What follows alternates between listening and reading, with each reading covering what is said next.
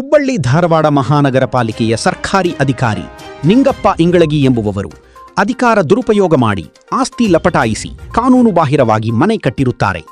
ಆದ್ದರಿಂದ ಅವರ ಮೇಲೆ ಸೂಕ್ತ ಕಾನೂನು ಕ್ರಮ ಕೈಗೊಂಡು ಕೆಲಸದಿಂದ ವಜಾ ಮಾಡಿ ಬಡವರಿಗೆ ನ್ಯಾಯ ದೊರಕಿಸಿಕೊಡಬೇಕೆಂದು ಪಾಲಿಕೆ ಆಯುಕ್ತರಿಗೆ ಜೈ ಭೀಮ್ ಸಂಘದ ಧಾರವಾಡ ಜಿಲ್ಲಾಧ್ಯಕ್ಷರಾದ ವಿಶ್ವನಾಥ್ ಬುದೂರ್ ಅವರು ಮನವಿ ಸಲ್ಲಿಸಿದರು. ಕೊಳಗೇರಿ ಅಭಿವೃದ್ಧಿ ಮಂಡಳಿಗೆ ಹಸ್ತಾಂತರವಾದ ಜಾಗವನ್ನು ಕಾನೂನುಬಾಹಿರವಾಗಿ ಖರೀದಿ ಮಾಡಿ ಕಟ್ಟಡದ ಅನುಮತಿ ಪಡೆಯದೆ ಮನೆ ಕಟ್ಟಿದ್ದಾರೆ. ಆದ ಕಾರಣ ಆ ಮನೆಯನ್ನು ತೆರವು ಮಾಡಿ ಸದರಿ ಜಾಗವನ್ನು ಮತ್ತೆ ಸ್ಲಂ ಬೋರ್ಡ್ಗೆ ಹಸ್ತಾಂತರಿಸಬೇಕೆಂದು ಮನವಿ ಮಾಡಿದರು. ಇಲ್ಲದೆ ಹೋದಲ್ಲಿ ಉಗ್ರ ಹೋರಾಟ ಮಾಡಲಾಗುವುದು ಎಂದು ಎಚ್ಚರಿಸಿದರು. ಬಸವರಾಜ್ ತೋಟಗೀರ್, ಕರಾಳ ಸತ್ಯ ನ್ಯೂಸ್, ಹುಬ್ಬಳ್ಳಿ.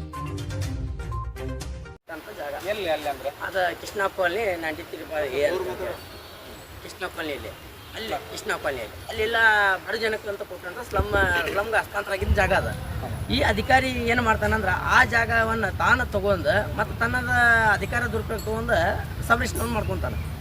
ಬಡವರಿಗೆ ಅಂತ ಕೊಟ್ಟಂತ ಜಾಗವನ್ನು ಸರ್ಕಾರಿ ಅಧಿಕಾರಿ ತಾನು ಲಪ್ಟಾರಿಸಿದ ಮೇಲೆ ಅದಲ್ಲದ ಮತ್ತೆ 2 ಅಂತಸ್ತು ಮನೆ ಕಟ್ತಾನೆ, ಪರ್ಮಿಷನ್ ತಗೊಲಾರ್ದ, ಬಿಲ್ಡಿಂಗ್ ಪರ್ಮಿಷನ್ ತಗೊಲಾರ್ದ.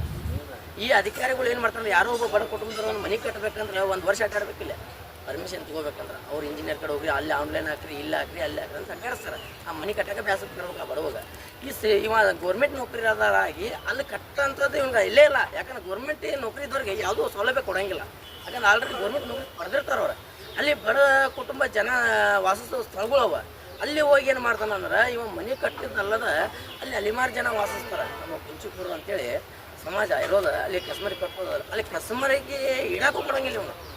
ಅಷ್ಟು ದಬ್ಬಾಳಿಕೆ, ಅಷ್ಟು ಒಂದು ಇದನ್ನು ಮಾಡ್ತಾನೆ, ಅಧಿಕಾರನ ತೋರಿಸ್ತಾನೆ. ಯಾಕಂದ್ರೆ ಅವ್ರು ಬಡ ಜನ ಅವ್ರಿಗೆ ಯಾವುದು ಕಾನೂನು ಅಂದ್ರೆ ಏನಪ್ಪ ಭಯ ಇರ್ತೈತಿ. ಯಾಕಂದ್ರೆ ಅಯ್ಯಪ್ಪ ನಾವು ಕಾನೂನು ಬೆಲೆ ಕೊಡ್ಬೇಕು. ಈ ಕಾನೂನಾಗಿರೋಂಥ ಅಧಿಕಾರಿ ಈ ಅಧಿಕಾರಿ ಹೇಳಿದ ಕೂಡಲೇ ಇನ್ನೂ ಹೆದರ್ತಾರೆ ಅವ್ರು. ಅಲ್ಲಿ ಅವ್ನ ಮನೆ ಮುಂದೆ ಅಡ್ಡಾಡಂಗಿಲ್ಲ. ಅಲ್ಲಿ ನೋಡ್ರಿ ನೀವು, ಅಲ್ಲಿ ಬೇಕಾದ ಸ್ಥಳ ಪರಿಶೀಲನೆ ಮಾಡಿರಿ, ಅಲ್ಲೆಲ್ಲ ಬಡವ್ರು ಅಲ್ಲಿ ಕಸ್ಮರಿಗೆ ಕಟ್ಕೊಂಡು ಕುಂತಿರ್ತಾರೆ. ಅಂಥವ್ರಿಗೆ ಒಂದು ದಬ್ಬಾಳಿಕೆ ಮಾಡ್ತಾರೆ. ಅವ್ರ ಹುಡುಗರಲ್ಲಿ ಆಟ ಆಡೋಕೆ ಹೋದ್ರೆ ಬೈತಾನೆ ನೀವು. ಇದನ್ನು ಇಷ್ಟೆಲ್ಲ ದಬ್ಬಾಳಿಕೆ ಮಾಡಕ್ಕಂದ್ರೆ ಇದು ನಾವೇನು ಮಾಡ್ತೀವಿ, ಇವನ್ನ ಏನಪ್ಪ ಹಿಂಗೆ ಮಾಡ ಅಂತ ಅಂತೇಳಿ ನಾವು ಮಾಹಿತಿಯಕ್ಕೆ ಹಾಕ್ತೀವಿ.